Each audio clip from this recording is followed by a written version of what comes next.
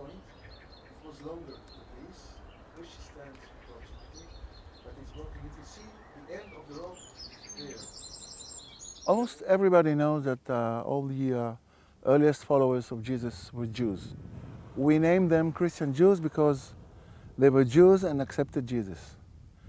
They did leave traces in written materials, church fathers, rabbinic, and of course the New Testament. But they also left physical traces in the field, in the Galilee and the Golan Heights. The niches here are arches and parallel to the wall. This is a secondary burial space, which means this tomb has a specified place for bones, which means it's Jewish. But beyond the differences in structure, we have also this. It's a fish. Get a closer look. It has scales. It had a fin, one fin here. It's broken now. I have a picture. And one fin was somewhere here, and this is the tail here. When the Pharisees and scribes asked Jesus for a sign, he said, "This generation is a sinner. It will not have a sign unless the sign of Jonah, for as Jonah was in the belly of the fish for 3 days and 3 nights and came back to life, so will the Son of Man will be in the belly of the earth, and after 3 days he will come back to life." Yet we have synagogue up there, and we have no remains of a church around, which means Christians didn't live here. So what we do have here is a somewhat Jewish tomb with a very unique Christian symbol. And I believe this tomb is Christian Jewish. Jews who accepted Jesus as Messiah. They were good Jews. They followed the Torah completely, except for accepting Yeshua as a Messiah. They lived among Jews, with Jews, in the same synagogues. They used to put phylactery, tefillin on, but they have a different kind of phylactery. And they were, in general, they were Jews. By the way, the church fathers named them. After all, they are Jews and not Christians.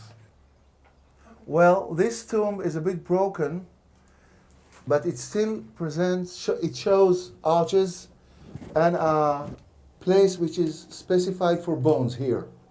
At the moment, you see no fish, right?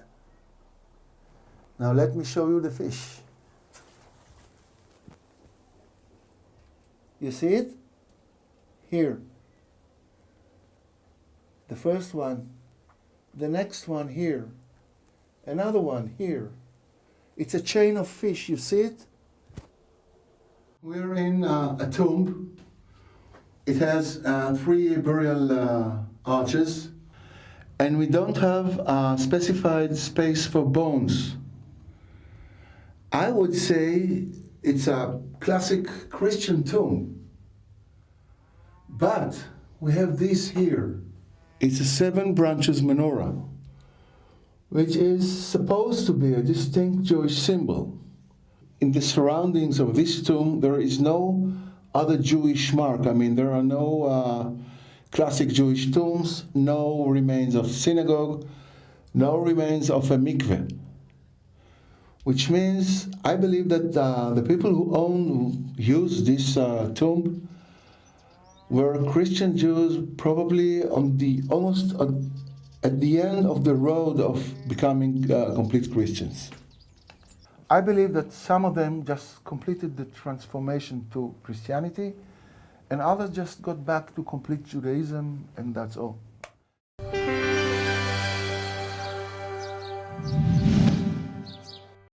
I like to see the people come and celebrate, and I got my Santa Claus hat, but I believe in Yeshua the Messiah, and that's more than Santa Claus, far more, and I'm so glad to be here again, back in Jerusalem. 33 years I've been coming. I'm still a tourist. It's a blessing. I'm Thiago from Brazil. I'm with my family. For me and my family, we are Christian. To be here in Christmas is something very special because this is the place where Jesus, this country where Jesus was born and lived and died. We pretend to go to the Via Dolorosa so we can feel what we read in the Bible. My name's Genevieve. I'm from the Fiji Islands. My second trip to the Holy Land, to Jerusalem. Indeed, an absolute pleasure and a blessing to celebrate our Lord's birthday in Bethlehem last night. We're here for a few more days before we start our tour proper. Then we'll do the entire country of Israel, following the footsteps of Jesus. We are very happy to stay here in Israel. We've been in Caesarea, Haifa and Tel Aviv, and now we are in Jerusalem, in the place where there are many, meaning for us, very deep meaning, because we are Christian and we do believe in what we read in the New Testament.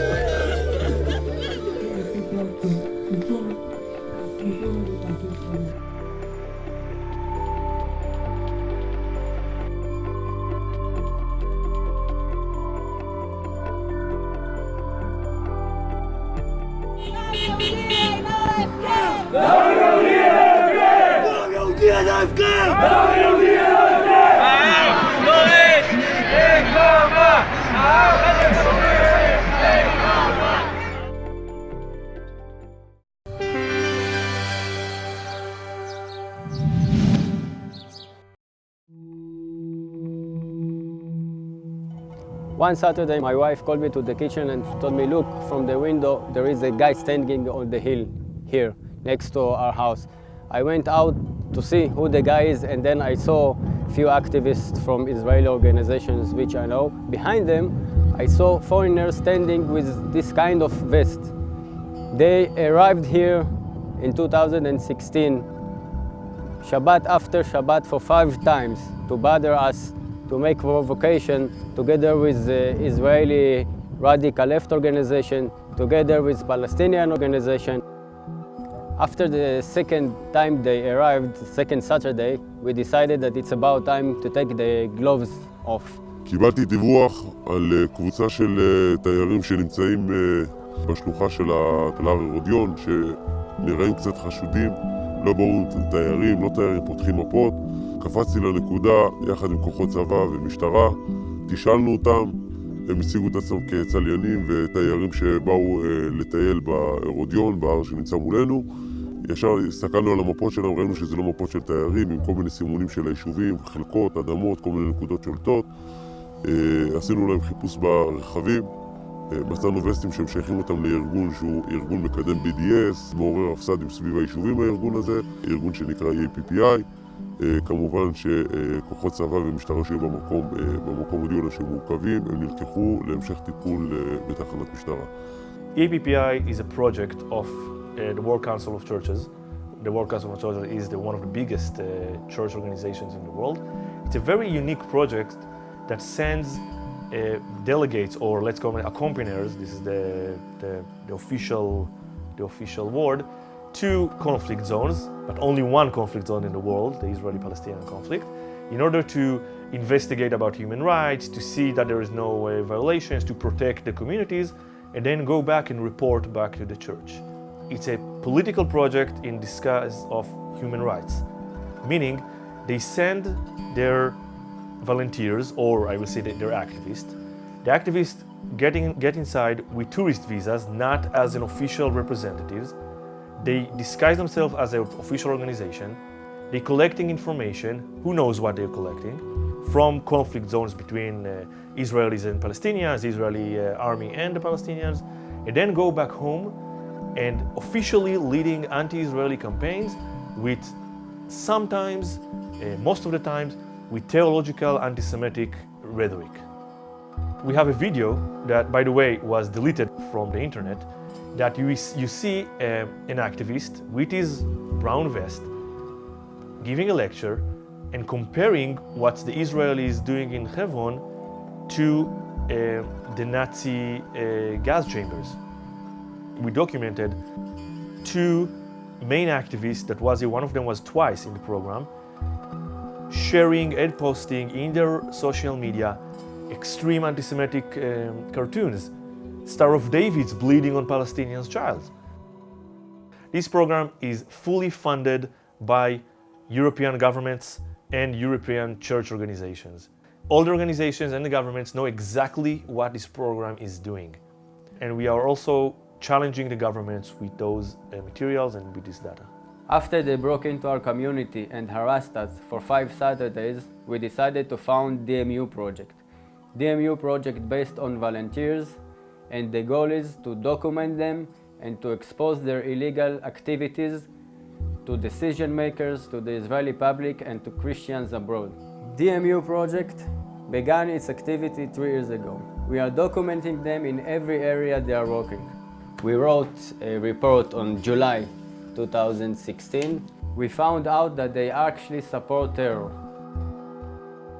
Just few days after the terror attack and the murder of the Solomon family from Halamish, EAPPI activists visited the family of the terrorist in the village of Kuba.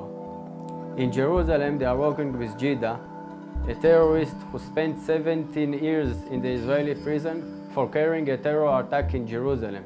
In Gush Etzion, they are working with Hassan Berjie, the spokesperson of the terror organization PFLP, Popular Front for the Liberation of Palestine. Because they know the activity here is illegal, they deceive the Israeli authorities when they arrive to Israel. They are saying that they are tourists, pilgrims, using the name of Christianity. In one of the demonstrations, we found this notebook of one of their activists. And this notebook gave us a lot of information regarding their way of activity, their activities in Israel. Then we found out that they are deeply working in the old city of Jerusalem and collecting intelligence on security. From Jerusalem, we moved to Hebron. We document the activists of EAPPI following and documenting IDF military operations. Here you can see how they documented military training. I can only assume where the photos and the materials are going to. It's very important to understand that they are tourists. And for tourists, it's illegal to collect intelligence of military operations. That's what we found out they are doing in Hebron. They are not a recognized organization in Israel, but they hire people here, local and foreigners. And in order to hire people, they need to have some kind of permit. And they're getting the permit through other organizations. We then took this report and we had several meetings with ministers, with parliament members, with different Israeli official authorities, with security authorities. We gave them the information regarding to this report. Our pressure, together with NGO Monitor's report, with Camera Committee's research, with the acts of the Israeli authorities, and in the last few weeks, the activity of Im Tirtzu movement in Hebron, brought the World Council of Churches to announce on January 29th that they are going to pull EAPPI from Hebron. After 3 years of working on the field, we exposed their illegal activity. The conclusion is that they have to be banned from Israel.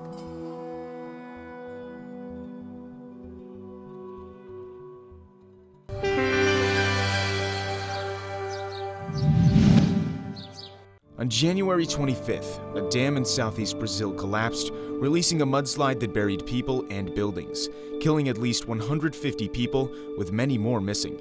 On January 28th, Israel's emergency aid delegation arrived in Brazil to assist with the search and rescue.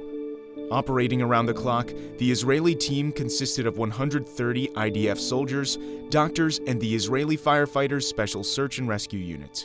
This is the Firefighters Special Unit's story. אנחנו במהלך כל השנה ערוכים להקפצות שכאלו, ולכן יש לנו תיק ערוך ומסודר עם כל הציוד להקפצה. יש פה אוטובוס, בהצף 30 נוסעים היו בו. פה יש כבאים ברזילאים. הם עובדים על גזרה אחת. אנחנו עובדים פה על עוד גזרה. פיצלנו את הכוח כך שנוכל לתת מענה מרחבי יותר, וביום הראשון חילצנו מספר גופות מאוטובוס שכוסה כולו בבוץ, ומעוד שני מתארים מורכבים אחרים. מרגע בעצם הזיהוי החלנו לעבוד בעבודות חפירה מאוד מאוד זהירות, על מנת לא לגרום פגיעה כזו או אחרת בגופה כזו או אחרת ולשמור על כבוד המת. ואכן במשך כל הזמן מרגע זה ואילך חילצנו עוד 36 גופות אחרות.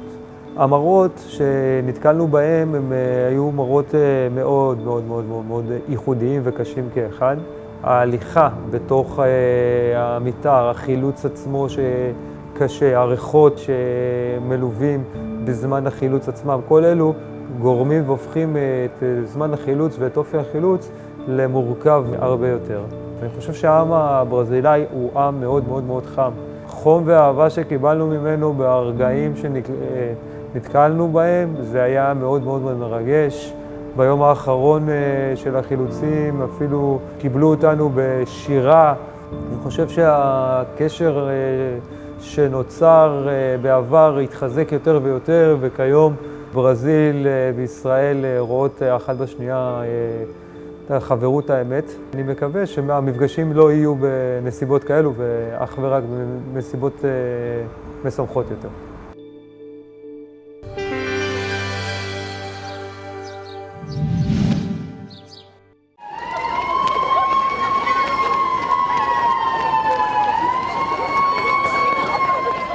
Today we are doing one of the drills that we do very often in many schools and many facilities also in East Jerusalem to introduce the services of the Magen David Adom and the ambulance services. We have the fire brigades joining, the police joining, the ambulance services joining this one big drill.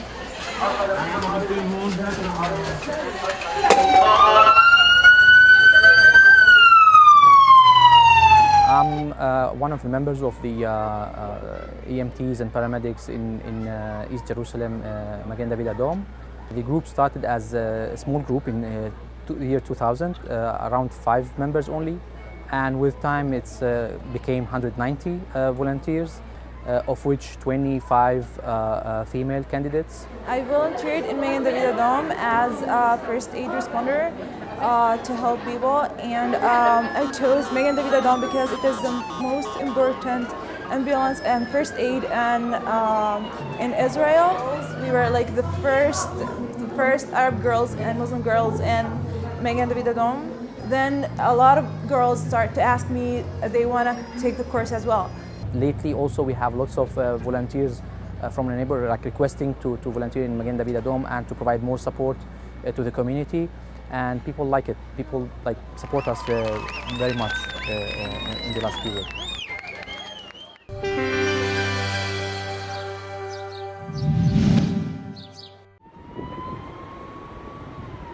מה שקרה פה זה שמגיע מחבל, יימח שמו, מגיע, דוקר פה חייל, חוטף לו את הנשק, רץ לשם, יורה ברכב של האזרח האדום שם, פוצע גם אותו אנוס, אחרי שהוא רוצח את החייל, מצליח לעלות על רכב ולברוח מכאן. והדבר הכי עצוב הוא, אנשים עומדים פה עם דמעות, שלדעתנו היה אפשר למנוע את זה.